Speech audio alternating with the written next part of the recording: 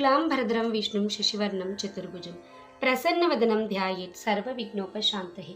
కార్తీక పురాణం 11వ అధ్యాయం. మందరుడు పురాణ మహిమ. ఓ జనక మహారాజా, ఈ కార్తీక మాస వ్రతము యొక్క మహత్యమును గురించి అనేక ఉదాహరణలు చెప్పియుంటిని. ఇంకనూ దీనిని గురించి ఎంత చెప్పినను తనివి తీరదు. ఈ మాసమందు విష్ణువును అవిసె పూలతో పూజించిన ఎడల చంద్రాయన వ్రతము చేసినంత ఫలము కలుగును. విష్ణర్చనానంతరం పురాణ పఠనం చేసినా, చేయించినా, వినినా, వినిపించినా అటువంటి వారు తప్పనిసరిగా వైకుంఠాన్నే పొందుతారు. దీనిని గురించి మరొక ఇతిహాసము చెప్పెదను, శ్రద్ధగా ఆలకింపు అని వశిష్ఠుల వారు ఈ విధముగా చెప్పదొడంగిరి. పూర్వము కళింగ దేశమున మందరుడను విపుడు కలడు.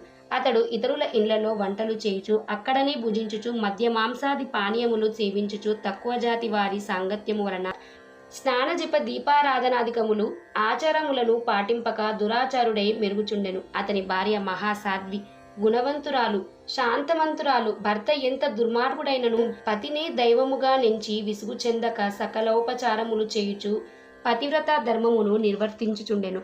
మందరుడు ఇతరుల ఇండ్లలో వంటవాడుగా పనిచేయుచున్నాడు. ఇల్లు గడవక చిన్న వర్తకము కూడా చేయసాగెను. ఆఖరికి దాని వలన కూడా పొట్ట గడవకపోవటచే దొంగతనములకు చేయుచు, దారి కాచి బాటసారులను బాధించి వారి వద్దనున్న ధనము వస్తువులు అపహరించి జీవించుచుండెను.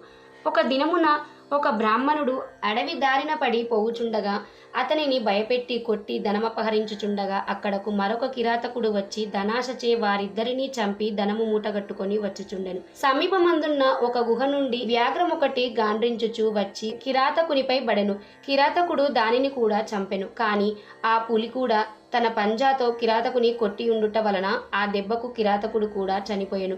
ఈ విధముగా ఒకే కాలమున కూడా యమలోకమున నలుగురు 4 విధముల హత్యలు చేసి చనిపోయినందున ఆ నలుగురు కూడా యమలోకమున అనేక శిక్షలు అనుభవించుచు రక్తము గక్కుచు బాధపడుచుండిరి. మందరుడు చనిపోయిన నాటి నుండి అతని భార్య నిత్యము హరినామస్మరణ చేయుచు సదాచార వర్తిని అయి భర్తను తలుచుకొని దుఃఖించుచు కాలము గడుపుచుండెను. కొన్నాళ్లకు ఆమె ఇంటికి ఒక ఋషిపుంగవుడు వచ్చెను. ఆ వచ్చిన ఋషిని గౌరవముగా ఆహ్వానించి అర్ఘ్యపాద్యాదులచే పూజించి, స్వామి, నేను దీనురాలను, నాకు భర్త కాని సంతతి కాని లేరు. నేను సదా హరినామస్మరణ చేయుచు జీవించుచున్నాను. కాన నాకు మోక్ష మార్గము ప్రసాదించు అని బ్రతిమాలుకొనెను. ఆమె వినయమునకు ఆచారమునకు ఆ ఋషి సంతోషించి, అమ్మా, ఈ దినము కార్తీక పౌర్ణమి, చాలా పవిత్రమైన దినము. ఈ దినమును వృధాగా పాడు చేసుకోవద్దు. ఈ రాత్రి దేవాలయంలో పురాణము చదువుదురు. నేను చుమురు తీసుకొని వచ్చెదను. నీవు ప్రమిదను వత్తిని తీసుకొని రావలేను. దేవాలయంలో ఈ వత్తిని తెచ్చిన ఫలమును నీవందుకొనుము అని చెప్పిన తోడనే అందుకామె సంతోషించి వెంటనే దేవాలయమునకు వెళ్ళి శుభ్రము చేసి గోమయముచే అలికి ముగ్గులు పెట్టి తానే స్వయముగా వత్తి చేసి 2 వత్తులు వేసి ఋషి తెచ్చిన నూనె ప్రమిదలో పోసి దీపారాధన చేసెను. అటు తర్వాత ఇంటికి వెడలి తనకు కనిపించిన వారినెల్లా ఆ రోజు రాత్రి ఆలయమందు జరుగు పురాణ కాలక్షేపమునకు రమ్మని చెప్పెను. ఆమె కూడా ఆ రాత్రంతయు పురాణము వినెను. ఆనాటి నుండి ఆమె విష్ణు చింతనలో కాలము గడుపుచుండెను. కొంతకాలమునకు ఆమె మరణించెను. ఆమె పుణ్యాత్మురాలగుట వలన విష్ణుదూతలు వచ్చి విమానమెక్కించి వైకుంఠమునకు తీసుకొని పోయిరి. కాని ఆమెకు పాపాత్ముడైన భర్తతో సహవాసము వలన కొంచెము దోషముండుట చేత మార్గమధ్యమున యమలోకమునకు తీసుకొని పోయిరి.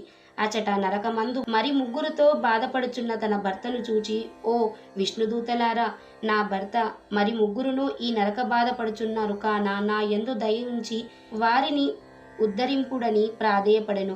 అంత విష్ణుదూతలు, అమ్మా, నీ భర్త బ్రాహ్మణుడై ఉండియు స్నాన సంధ్యాదులు మాని పాపాత్ముడైనాడు. 2వ వాడు కూడా బ్రాహ్మణుడైనను అతడు కూడా ధనాశచే ప్రాణహితుని చంపి ధనమపహరించెను. 3వ వాడు వ్యాఘ్రుడు. 4వ వాడు పూర్వము ద్రవిడ దేశమున బ్రాహ్మణుడై జన్మించినను అనేక అత్యాచారములు చేసి ద్వాదశి రోజున కూడా తైలలేపనమును మద్య మాంస భక్షణ చేసినాడు. కాన పాపాత్ముడైనాడు. అందుకే ఈ నలుగురు నరక బాధలు పడుచున్నారు అని వారి చరిత్రలు చెప్పిరి.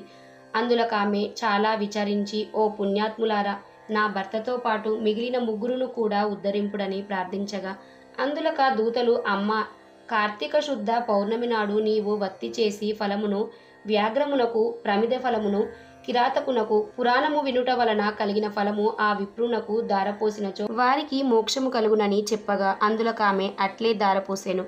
ఆ నలుగురును ఆమె కడకు వచ్చి విమానమెక్కి వైకుంఠమునకు వెళ్ళిరి. కావున, ఓ రాజా, కార్తీక మాసమున పురాణము వినుట వలన దీపము వెలిగించుట వలన ఎట్టి ఫలము కలిగెనో వింటివా అని వశిష్ఠుల వారు నుడిపిరి. ఏకాదశాధ్యాయము 11వ రోజు